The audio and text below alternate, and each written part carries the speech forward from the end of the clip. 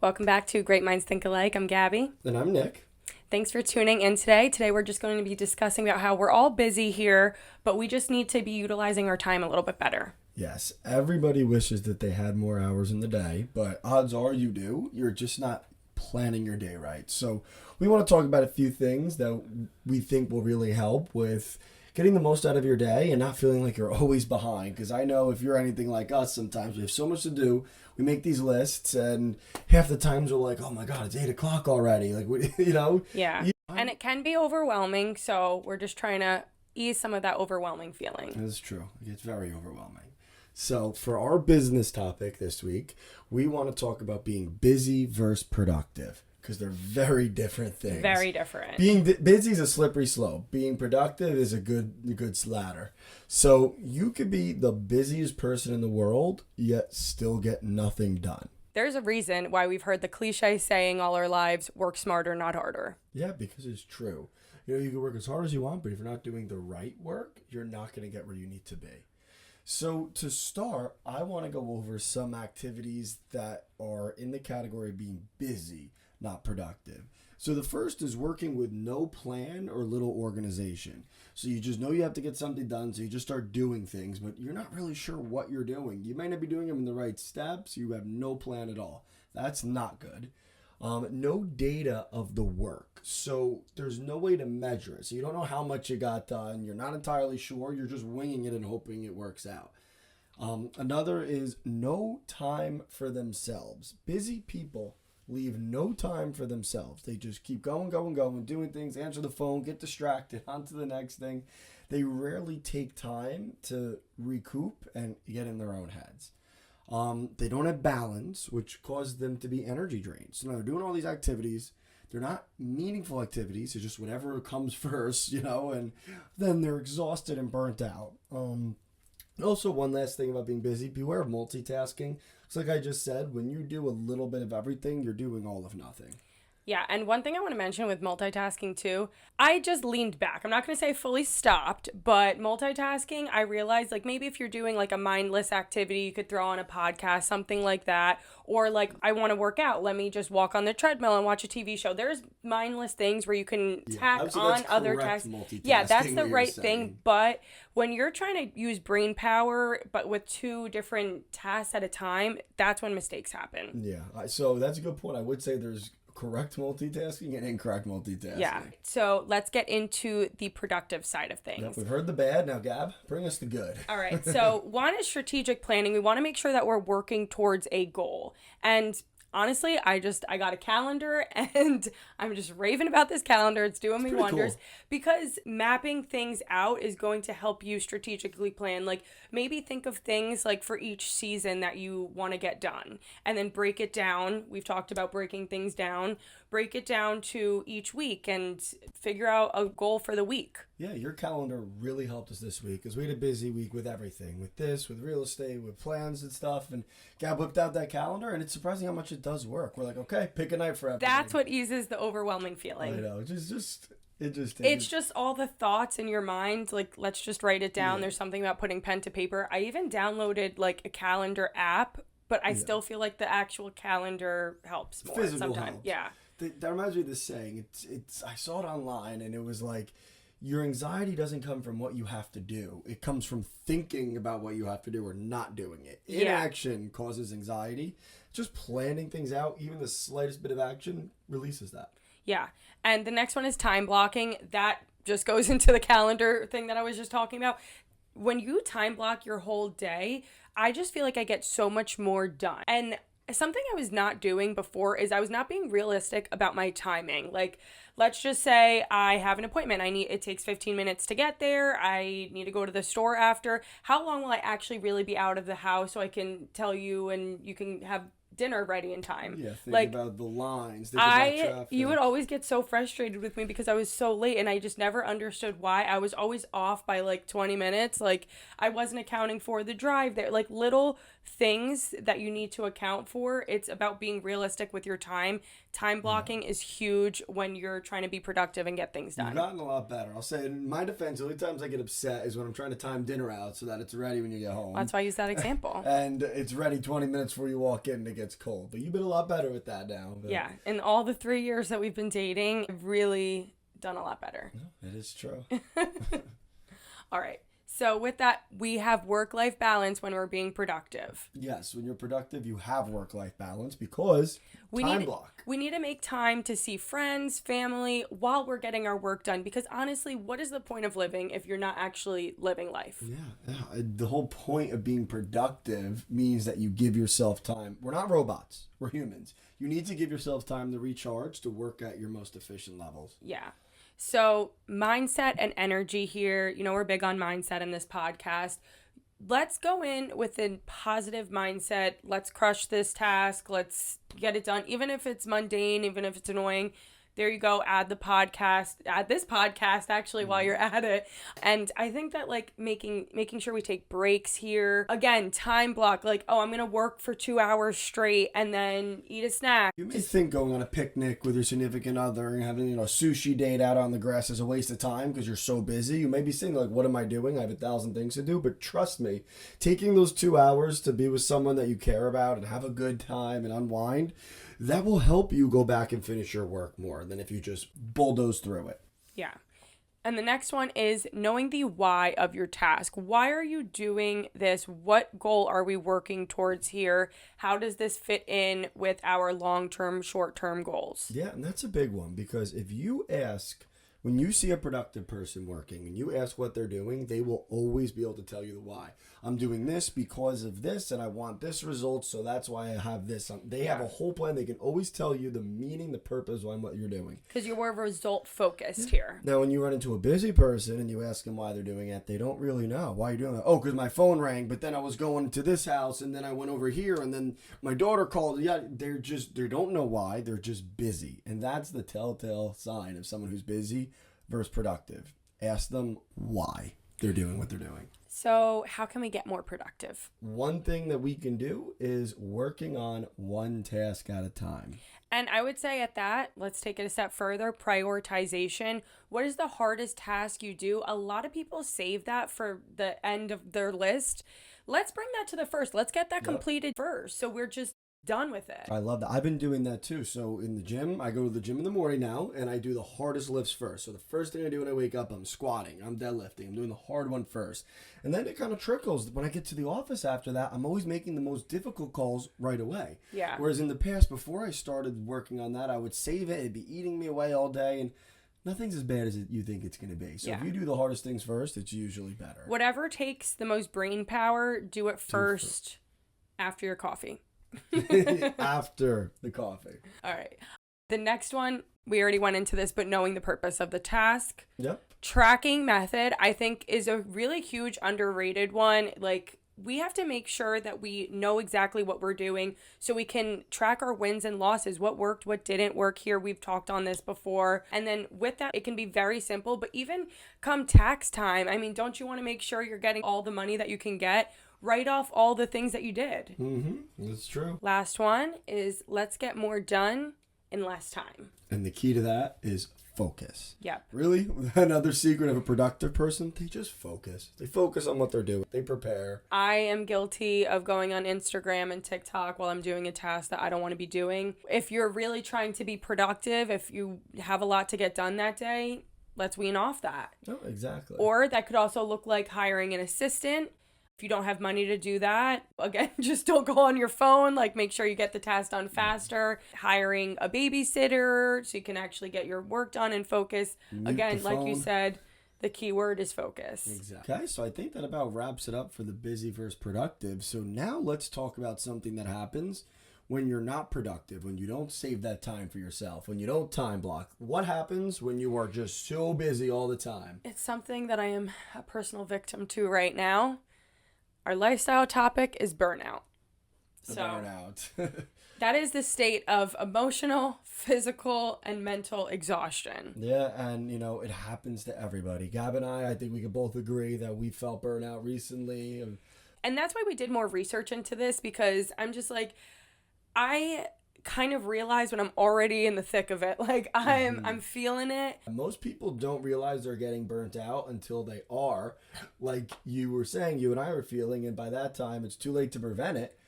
So that's why we want to help you guys. Don't be like me. Let's get you the awareness so you can avoid doing this in the future. Don't be like Abby. That's today's topic. Don't be like Abby. No. So, I'm kidding. So lesson 1 on that.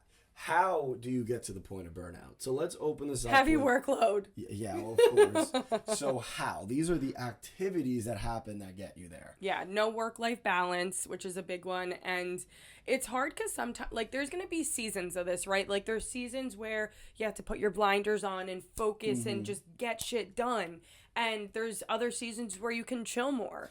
Yeah. But it's about balancing that and knowing that, like, we have busy seasons, we have off seasons, but you know, you still need to make time. I just know I personally like go into a hermit mode when I'm like, it's true what you're saying. You need to, even when you're busy, you need to give yourself some time, but you also have to realize, if you're in a seasonal business, okay, maybe I am working extra hours, weekends, or every week, like whatever it is right now, but then in the winter it's slower and I'll plan some trips. So this work-life balance can be long-term and it can be day-to-day. You know, you need both. The superhero syndrome is the next thing we want to talk about because it's that I can do it all mentality, which is good to an extent. Ambitious people have this. Like, if you're an ambitious person, you want to get a lot done, there's a gene inside you that is the superhero gene. That I can do it all. I can do it all, right?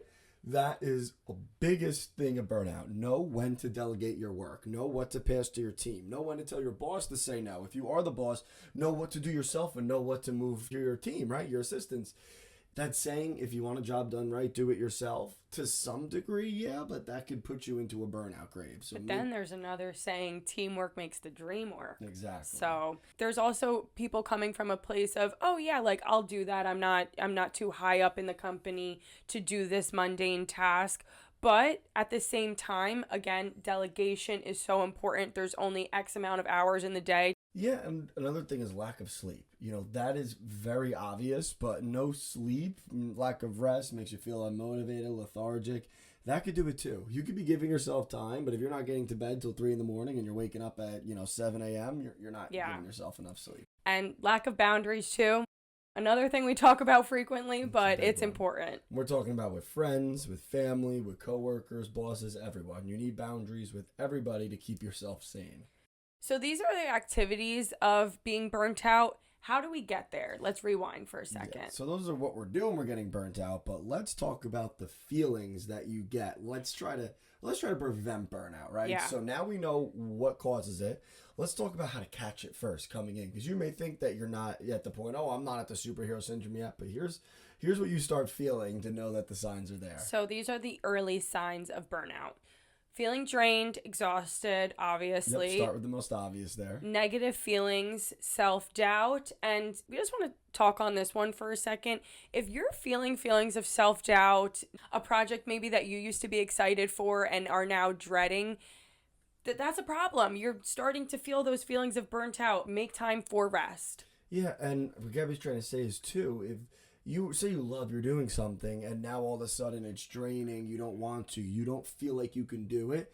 A lot of times it's not that you don't actually like it. It's not that you're over it. It could just be that you're burnt out. Yeah. You just need some rest. You need a break. You need to work on it less. So I always say that whenever I wake up in the morning, I'm like, what did I get myself into? Can I keep up with this life that I'm building with all of these things I'm working on? Whenever I feel doubt in myself like that, I always just take back and I have a beach day. Let's have a date night. You need some rest and you'll always wake up feeling rejuvenated and confident again. Yeah, and we just spoke on isolation, but again, like that's a big one. I feel like a lot of people go into a hermit mode. A lot of people just want to make sure that they're getting the work that they need to get done, which is fine, but take breaks so we can avoid burnout. Exactly.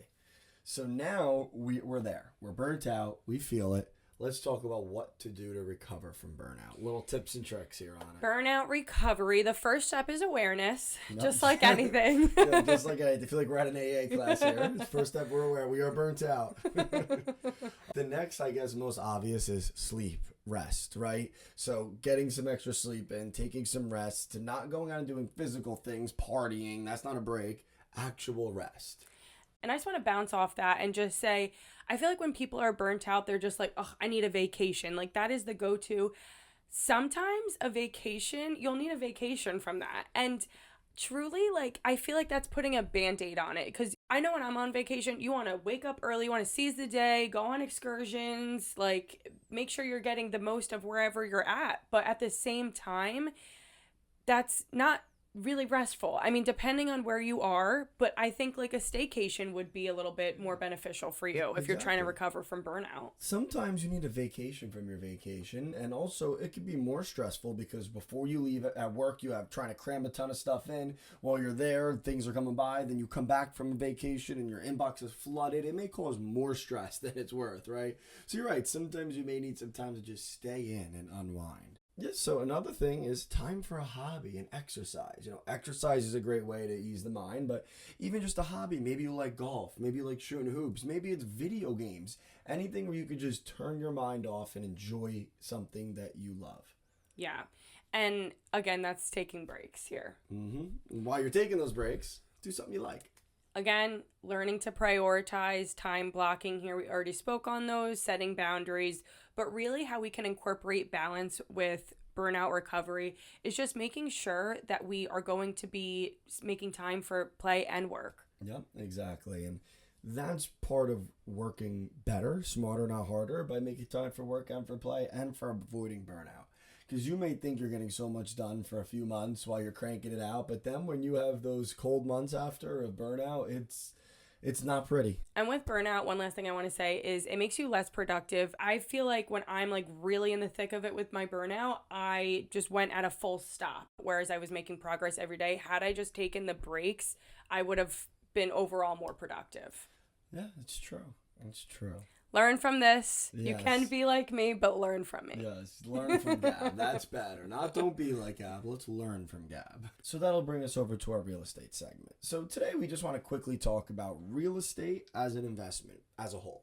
As a whole, real estate has been proven to have high return on your investments. Yeah, it's been proven to be a great investment. Now, just like every other investment, there are risks involved, but it's typically not as risky as others. Like let's say a new tech stock or, like Tesla, something very volatile. Mm-hmm. Yeah, so I personally like real estate as an investment. And what I mean by that, what do I mean by real estate as an investment? I mean that when you're saving money up, yes, people buy stocks, 401k, mutual funds, bonds. You may even keep some cash in the bank, right?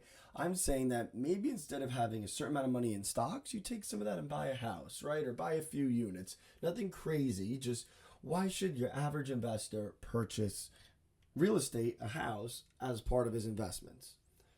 I'm glad you asked.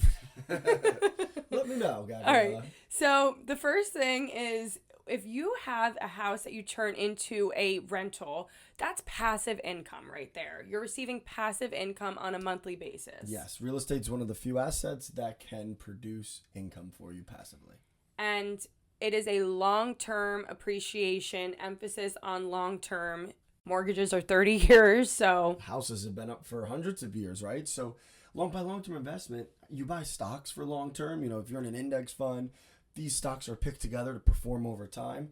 Real estate's the same thing. It will increase over time historically.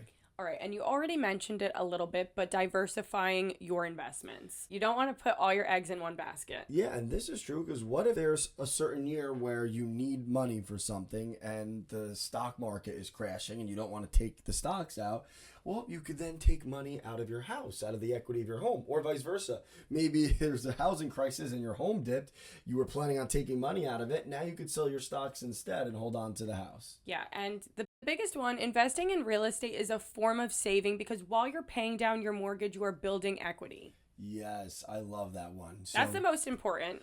No, it is, because unless you have a special situation, everyone has a housing expense. There is a cost to live where you're living. If you're paying rent, all of it's just going down the drain. So you have a cost of living, you might as well be putting a portion of that cost into your investment. Because every month you make your mortgage payment, you're paying down your loan and getting equity. Yeah. So you're basically forcing yourself to invest every month with your housing payment. All right, so we're going to go into the stock side of things. I'm not even going to try to explain it, so I'm just going to sit back and chill and let you go. No, I'm going to keep it very simple. So I just looked over different kinds of investments over the last 100 years, and I thought this was interesting because it was a 100-year return. So stocks were the best at 9.8%. Real estate was next up at 4.6% increase, and this is year over year. So stocks go up 9.8% historically year over year. Bonds are 4.5% in third. So real estate actually surpassed the bonds that back it, which is interesting. Gold has gone up lower at 4%. And one thing that this article that I was reading through in there, it put an asterisk in. It said, but since 2020, real estate's up almost 50%. So I just wanted to put that out there because that goes with diversifying your portfolio. Let's say you're a guy who had a few houses and a few $100,000 in your stock account. This may be a great time to sell one of those homes with this huge increase and dump it into your stocks. They can bounce off each other. And then maybe there's another time where it's a seller's market, you find a great deal and you get rid of your stocks for it. They go hand in hand. It's a way to just diversify yourself, and it's another way to fight against inflation because, it's risky, but there's a 100% chance of losing your money, and that's not investing because inflation will swallow your savings account whole. I like the emphasis you did on swallow. It's true. So yeah, that was really it. Just wanted to talk briefly about why it can be a good investment. You can make passive income from it. It will increase in value, and it'll help diversify your portfolio. And you build equity if you have property. Exactly. All right, so that is the end of episode 10. And next we have some really exciting things coming up. We are upgrading our studio. We have this hand-me-down couch. We are recording in our garage. It is by no means aesthetic. It's a little hot in here if you can't tell. It's so hot.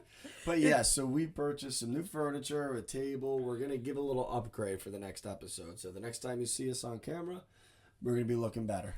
So bear with us. I know we said this in the first episode, but truly we want to get this out there. We weren't ready by any means. So we're buying all our equipment in increments. So yep, getting better every day. All right, guys. Well, thanks for listening. Like and subscribe. We appreciate you. And we'll see you soon. Next week. Bye.